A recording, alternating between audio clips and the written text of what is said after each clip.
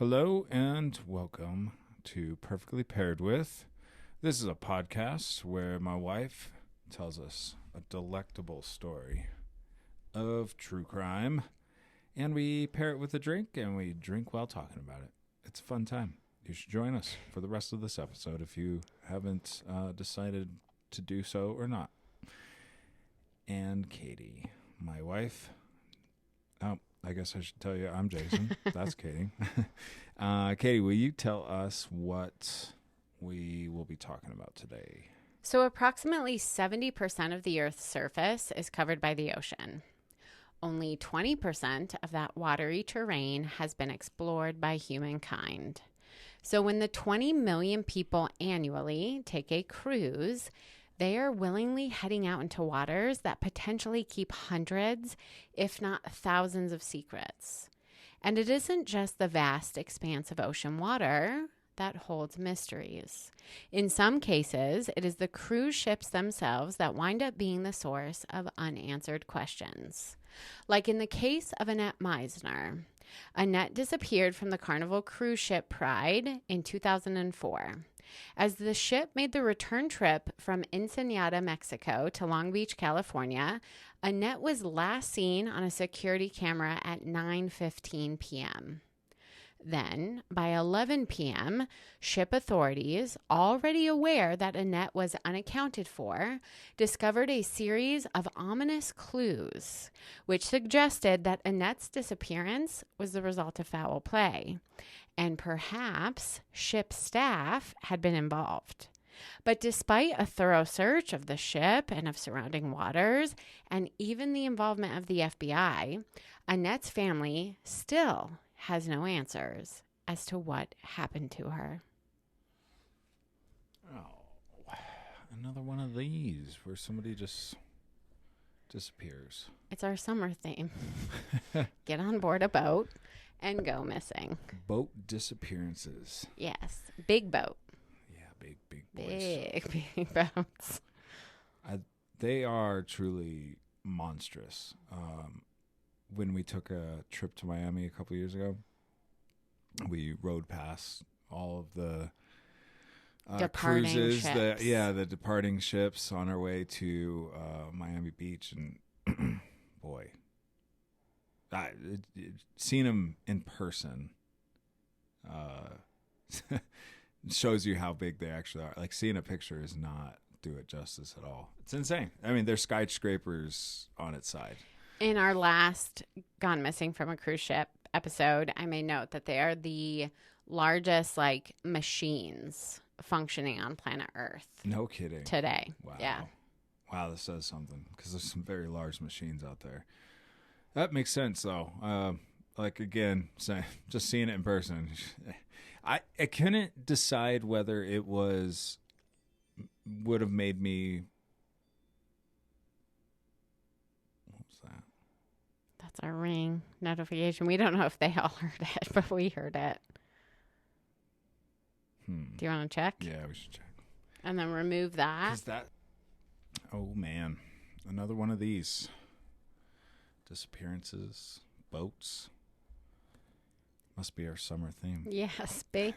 Gone missing off of a big ship. Yeah. It still boggles my mind how big those ships are. When we went to Miami a couple years ago and we're driving to the beach from the airport, it was just boat after boat after boat. And what's crazy is there's so many of them departing and coming in all the time. And they're so monstrous. Mm-hmm. They're essentially skyscrapers, on its side. Yeah. Floating. Our first episode in our summer theme series, I mentioned that they are the largest operating machines on planet Earth right now. It's so crazy. They're cities that float out to yeah. These unchartered, I'm sure they're chartered, but the ocean is unforgiving. Yeah. And they just voluntarily sail out into it. Still don't know if I would be okay with it. It would take the right group of friends, or the right, if we're offered one for free, we might have our character, or not our character. She's not a character. Our missing person today got a free ticket. and we'll see what happens to her. So we won't take that free ticket. All right, so for a drink, I had nothing to do with it. You said this is what I we're know, this doing is for a this one-woman show. Okay. I'll introduce it, I guess. This drink is called Batanga. Mm-hmm. And what does Batanga mean? Do you know? I Is have it a no Mexican idea. drink, or what is this? I'm assuming it's a Mexican drink because its main ingredients Yeah. are at the heart. Yeah. I From just Mexico. have never heard that. Well, Batanga, I feel like that's an instrument. You or something. explain what's in it, and I'll look it up. Okay, perfect. So Batanga cocktail recipe. I won't give you the recipe. It's just the things that are in it is tequila, but you want Blanco, and Mexican Coca-Cola. And it specifically asks for Mexican Coca-Cola because of the cane sugar. And from there, you just add a little bit of fresh lime juice and some salt for the rim. That's it. And as far as I can tell, Batanga, it has lots of meanings depending on the context, but it can refer to a bamboo float used in traditional Philippine boats, which isn't Mexican. A musical genre created by the Cuban pianist Bebo Valdez. And it's a port in the Philippines. Hold on. The Mexicans? It's a bamboo float. In Spanish, it means bamboo float. Okay. So a boat, a bamboo boat, which is perfect. Perfectly paired with. Hop on the Batanga. Go into the ocean. Here's the deal. I love Coca-Cola. Love it. Yeah. I love tequila. Delicious. So if this doesn't make me smile, I'm going to be so disappointed. And neither of us have had this. So. No. We did sample the tequila, which it's really good. A sales rep talked my husband into earlier this evening. It tastes really good. I don't know if it's worth the price, but I think it's called Corridor or something like that. Yeah. I should have looked that up. Anyway, it doesn't matter. All right, pour the Coke and let's get on with things. How much Coke? Just half? Just fill it up. All the way. All the way, they say.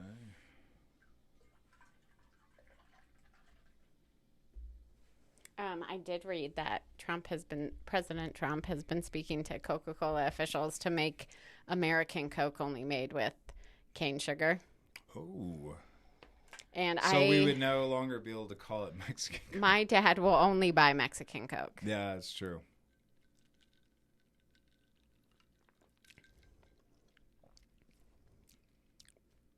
So I could do without the salt rim. Yeah, I tried to kind of...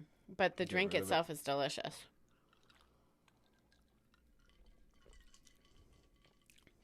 Oh, that's so good. The drink is really good. Salt rim? No, don't need it. You could do like a sprinkle.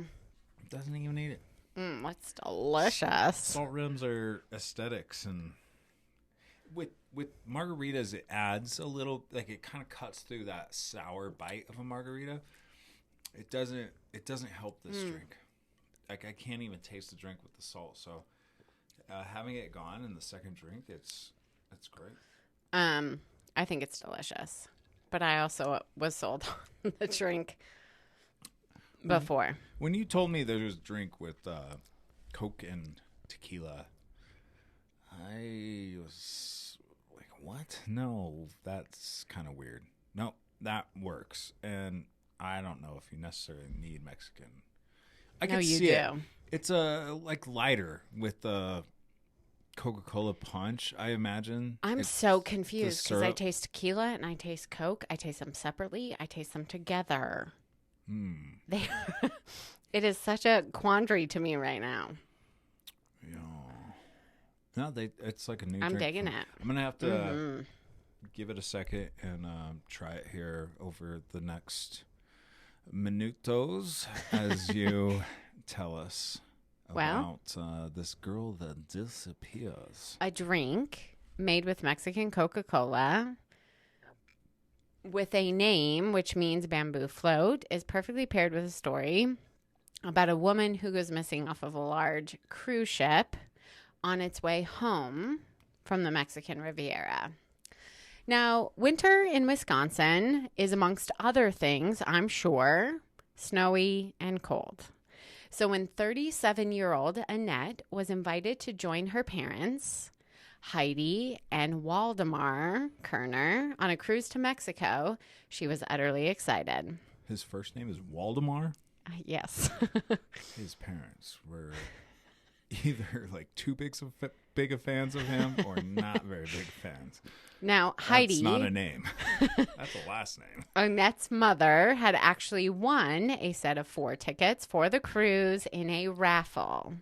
Rounding out the group of the 4 travelers would be Annette's 17-year-old daughter, Danielle. Now, the foursome set sail from Long Beach, California, destined for the Mexican Riviera. And almost the entirety of the trip, nothing was amiss. Then, on December 4th, the last day of the cruise, everything would change. I know someone who has a birthday that day. This is my episode of favorite things. Tequila, Coca-Cola, December 4th. This is my birthday. Now, earlier that day, Annette and Danielle had gone snorkeling, during which Annette actually won a treasure hunt.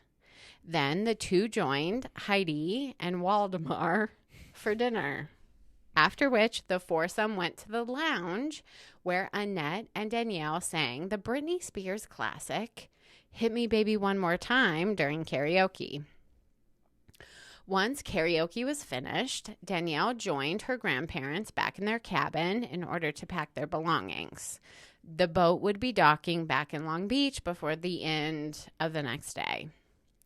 Annette, on the other hand, wanted to get a good seat for that night's bingo game. You see, during the cruise, Annette had played in some of the bingo games hosted on board the ship. She actually had won 2 smaller pots of money while playing in these bingo games and was feeling particularly lucky for the larger game that evening. She even asked the crew member, the one who had called the bingo numbers for her 2 winning games, to sit next to her during that night's game for good luck, seeing as he wouldn't be the one calling the bingo numbers during that final game. Okay. To get to the bingo room, Annette needed to travel through the casino, which was on board the ship. It was in that casino that a security camera captured footage of Annette. Just for my imagination here, and I know you probably definitely said it. How old is Annette? She's 37, and I will describe her for you. She is 37 with definitely dyed beach-like blonde hair. A little voluminous, Okay. Not unattractive, but it's 2004, and her look would have served her better in 1997. What's her last name? Oh my goodness. I stumped you. I was just gonna look up a picture of her. Meisner. Meisner. Yes. Meisner. Mizener.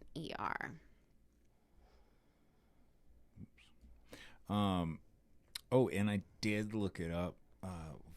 Waldemar.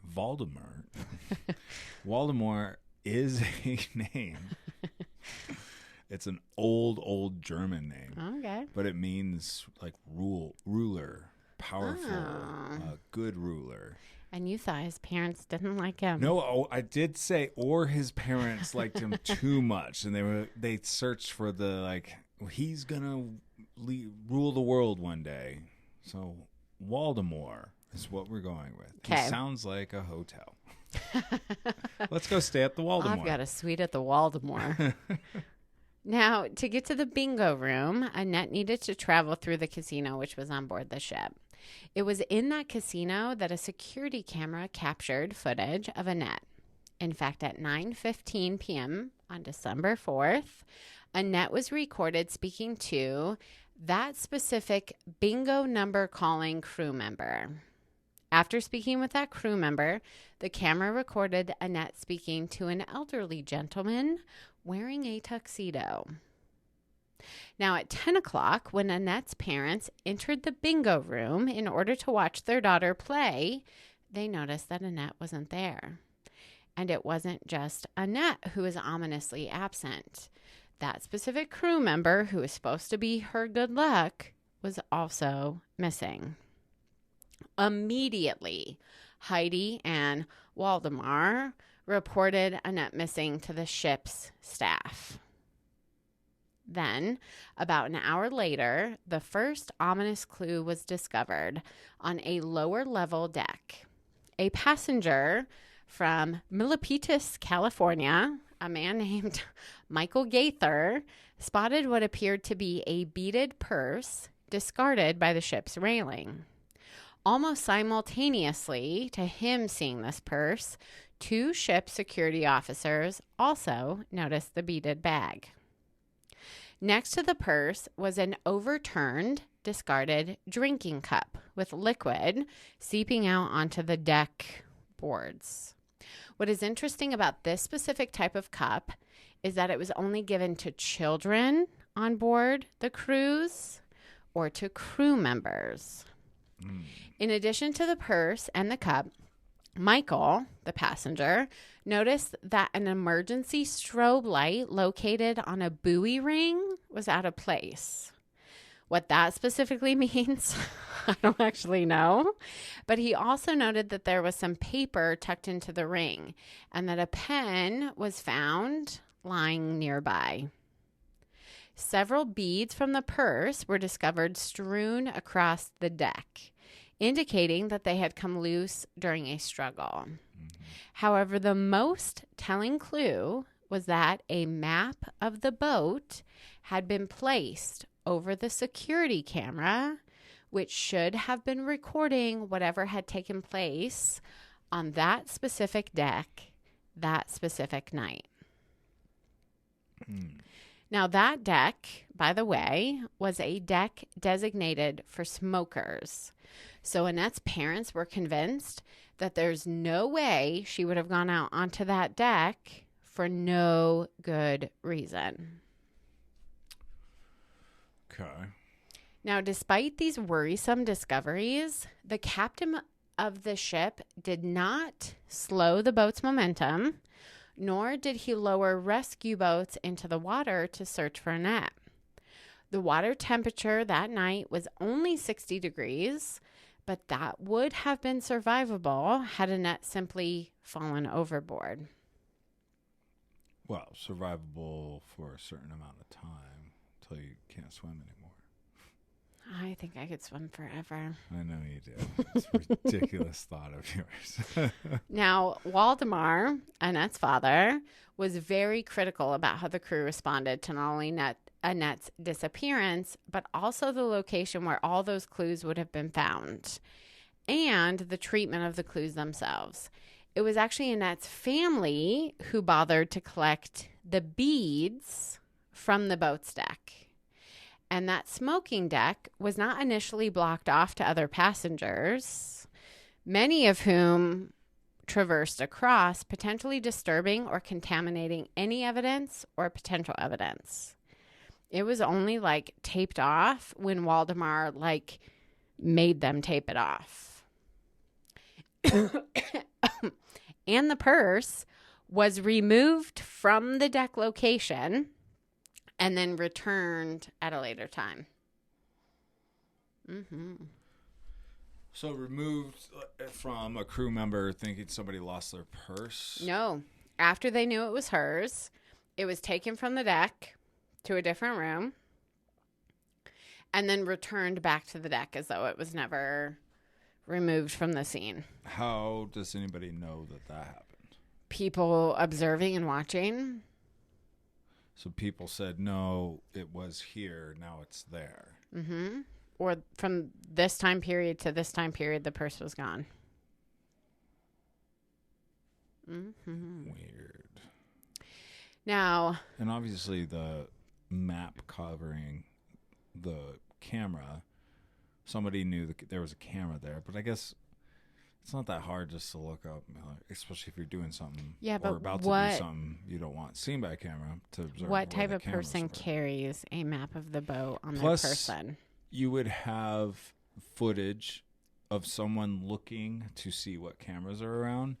So it had to have been somebody who observed where the cameras were previously, like it's premeditated, or someone that works on the boat and knows where the cameras are to have covered it without the cameras catching who's covering it. You know what I'm saying? I do know what you're saying. Yeah. Now, Waldemar would ask the ship's crew, even up to the point of speaking to the captain, if they were doing their job to find Annette. To which the captain replied, quote, "We're taking care of things. Everything is all right." End quote. What does that mean? Like, you're not answering the father's question. You're not saying we're finding Annette. You're not saying we're doing A, B, C to find your daughter. You're not saying we will do everything to find your daughter. You're not saying, don't worry, we will find your daughter and she will be fine. You're saying the most ambiguous statement in the whole wide world that could mean a number of different things. And if somewhere down the line it's discovered something else happened, you're not lying. That's what's weird about these. We're taking care of things. Boat things. Everything is all right. Yeah, these boat disappearances or things that happen on boats. What's interesting about it is the person saying that type of thing. We kind of expect stuff like that to be said from our, local police departments or FBI's or local authorities handling disappearances or murders when they don't want to, whether they just are covering something up or they just don't want something put out to the public yet. They'll give these total cover-all statements where you can't really ask them anything else. Yeah. It's coming from a boat captain. Like, I understand you're the authority on the boat, but you're not police. You're not investigators. To me, that means one thing of we're going to try and not make this a thing. It's such a strategic diction in terms of word choice. Yeah, it's so gross to think about. In a sense, it's just a regular person. Like, it's like a pilot of a plane in the air, and something happens on the plane, and the pilot goes, "Oh, we're handling things. Don't worry." And like someone just disappeared off the plane. It's such a specific question, and the answer is so vague that you're like, I feel like you're intentionally being vague. I think it means one of two things. It's either we know absolutely nothing. We cannot figure this out. We don't have the sources to figure this out. But we're trying to keep, people asking questions calm, keep our name untarnished. Or it's something happened and no one can find out about this. Now, Annette owned a business with her husband, John. It was called Ideal Health and Bioessentials, and they sold dietary supplements.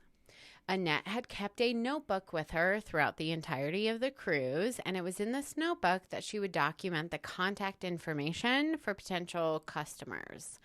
Some sources I read indicated that the paper discovered on the deck was part of that notebook. And as the ship continued to sail towards Long Beach, California, crew members searched all areas of the boat. In the end, the Pride would indicate that the entire boat had been searched 3 thorough times. And obviously, Annette was never found. But when you consider that one security officer aboard the ship told Waldemar to his face that it was clear that his daughter had committed suicide, one might question the thoroughness of any searching done aboard the boat. Wait.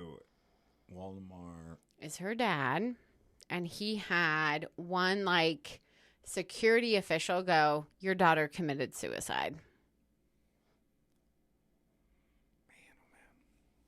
Now, To that idea, Heidi and Waldemar categorically said that suicide would not have occurred. According to Annette's parents, Heidi and Waldemar, Annette was happy and excited about life. In addition to Danielle, her 17-year-old daughter, Annette had another son and another daughter, and she, along with her husband John, were about to adopt 2 more children. Dang. She's just a normal girl on a cruise with her parents, and that was given to them for free. And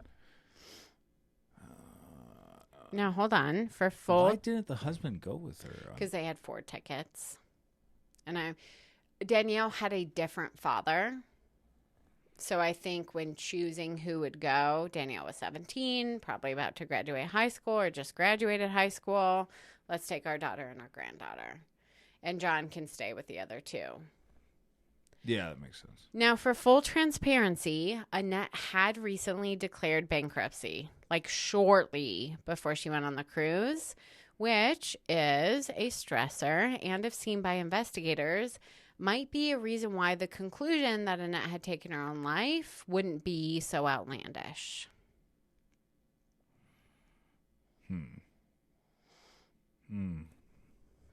Then, nearly 2.5 to 3 hours after the discovery of Annette's purse, the Coast Guard actually ordered the Pride to return to where the boat was when Annette was last known to have been on board, which was 30 miles from Ensenada, Mexico, or 120 miles south of San Diego. And despite a search of the ocean that covered 833 miles, Annette's body was never recovered from the water. It's weird that they ordered them to go back. I'm assuming the captain told the Coast Guard, we looked when... But they didn't look. That's the problem, is the ship didn't slow one... I was going to say iota, but that's not nautical. When she was found disappeared. Mm-hmm. Jeez Louise. It's so weird. You found so much info on it. Like, I thought I'd be able to plug in just her name or, her disappeared and, like, look at photos and see a lot of, like, the evidence and anything. And it's just like a few pictures of her. But it is, there's definitely a lot of weird things. Well, we're not done with weird. It's definitely, it seems to be a popular story within cruise disappearances. Or at least caught the attention of a lot of people talking about it. Well, eventually the FBI would become involved in the investigation. However, what was curious was that Michael, the passenger who first noticed the purse and all those other weird pieces of evidence, was never actually interviewed by FBI personnel. What? On the other hand, the crew member seen speaking to Annette on the camera just before her disappearance was interviewed by the FBI, and according to a posting on a website which is dedicated to international cruise victims, written by someone who uses language to indicate that he is Danielle's father. Remember, Danielle is Annette's 17-year-old daughter. This crew member lied to authorities on 3 separate occasions. I can't list them because the posting itself just lists all these reasons why, like, this case was botched from the beginning. Now, on this site, he also noted that when the FBI came to speak to him, they flat out stated that foul play was suspected. But that sort of view of the crime seemed to dissipate as time went on. And that tuxedo man who was last seen speaking to Annette, well, he was determined to be a regular cruise ship traveler and was never considered a person of interest. Man. I could see why that would go down that way. It's such a strange world because you're not really part of the world at that point. You're living on this cruise ship, which is a vacation, floating on the sea, and everybody's of like mind except the crew members. But the crew members are just working. They're not.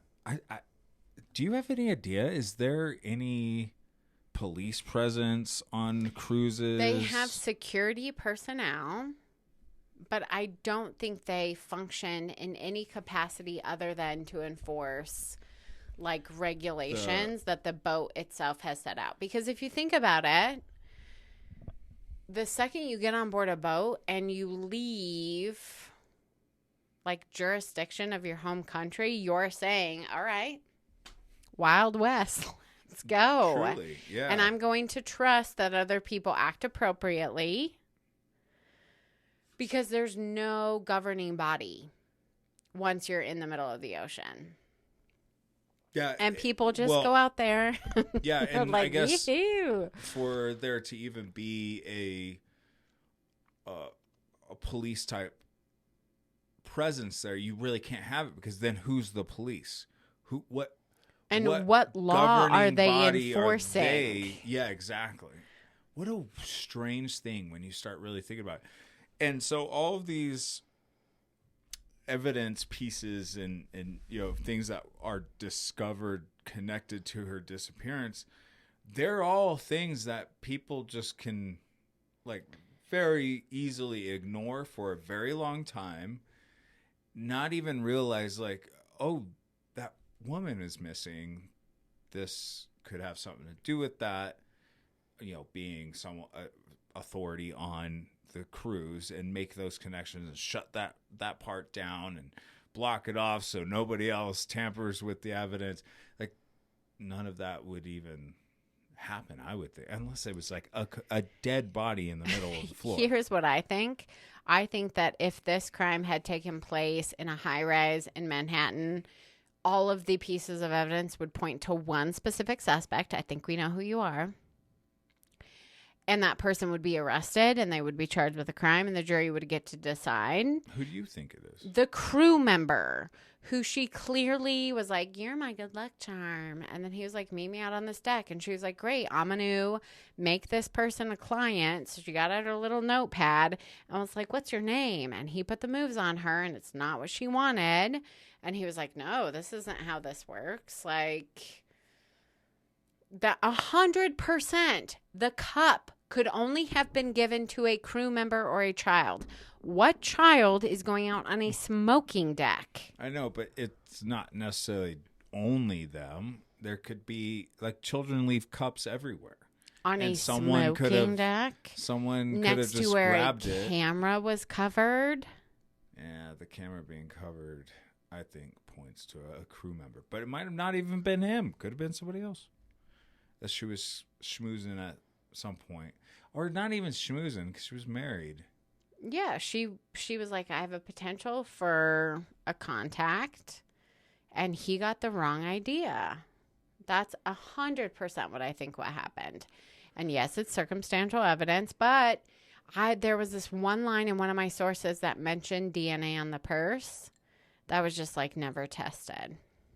And then that brings us to the fact that cruise ships make a lot of money, and the people who own cruise ships pay a lot in taxes, and we don't need that cruise ship industry to be shut down. So, sorry, Annette. What a strange thing to just keep going without any regulations put on them. I mean, I'm sure there's some regulations, but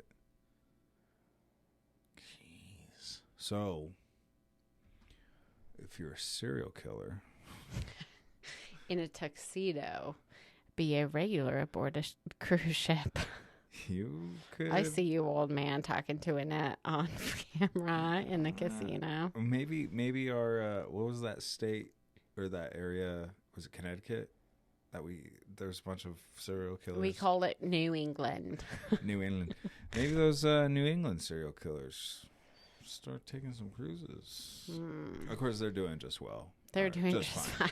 Just fine where they're But maybe cruises are the last place with all the technology that's out there that you might be able to get away with it.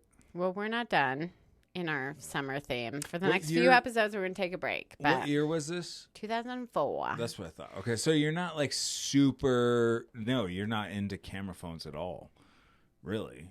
I mean, No. some phones have No. like the worst camera possible Yeah. at that time. I think. Yeah, maybe. When did you first have a camera on your phone? Was it in high school? No, absolutely not. Yeah, so It wasn't in college I either. can't even remember. I I graduated had in a 2000. BlackBerry when I graduated college in 2007. Oh, so sweet. I can't remember what I had when I graduated, which was 2005. I think a buddy of mine had a Razor, like you shortly would take after we pictures, but they graduated. weren't good. No, they aren't evidence-based pictures. No. So yeah, this is a different time. You could definitely get away with way more there. The smoking thing, yeah, you're chatting with people. They want to have a cigarette. No, Especially she at that time. specifically did not go back to her cabin with her daughter and her parents because she was going to get a good seat in the bingo room. So the only thing that could have stopped her as she crossed the casino to where the bingo game was going to be played was a crew member whom she trusted saying, "Hey, I'd like to talk to you about your business. Will you meet me out on the smoking deck because I'm going to take a quick cigarette and then I'll come sit next to you during the bingo game because I'm your good luck charm." Yeah. And she takes out her little notebook and her pen. She's got her beaded purse under her arm and she goes out to talk to him. And he has a different idea about what's going to take place. And she has a different idea about what's going to take place. The question for me is, why would he cover the camera? Maybe he didn't want to get caught fraternizing with a client on the smoking deck. Or maybe that's what employees regularly did because they're not supposed to be out there smoking Maybe. at that time. Maybe. Maybe it wasn't even him that covered it. Maybe it was covered by somebody else. You would Or think maybe that somebody camera was just watching the kept covered. And that's why cameras. they're like, we have no idea who did this. I don't know. I bet you anything that was a regular thing that employees did. Because, yeah, it's a cruise. I can take a smoke break whenever I want. Well, in the end, Annette's family had her declared legally dead in July of 2005. The following November, the family settled a suit against Carnival for $15,000 in damages, leaving me to ponder a very depressing version of a very popular MasterCard commercial, which aired a few years before Annette ever set sail. And it would go something like this. 4 tickets. Wait, go back. I have to do this. This is my outro. This is when I accidentally leave a part in when you do that. Okay, well, we can fix it. Do you just want me to keep going and we'll go back and take it out? No. Let's All right. try and do it now. 4 passenger tickets aboard the Carnival Pride. Free. A week-long trip in the sun, playing bingo, snorkeling, singing karaoke. Free. The value of the life of a 37-year-old daughter, mother, and wife. $15,000. 1 interaction on a lower-level smoking deck on board a cruise ship in the middle of the Pacific Ocean, unseen by a covered security camera.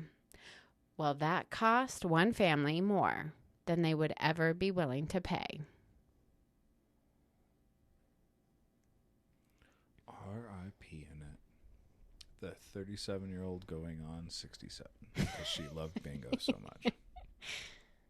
She sang Hit Me Baby one more time. Dropped her down a bit. Doesn't. And she sold supplements. Kept her young. Herbal life.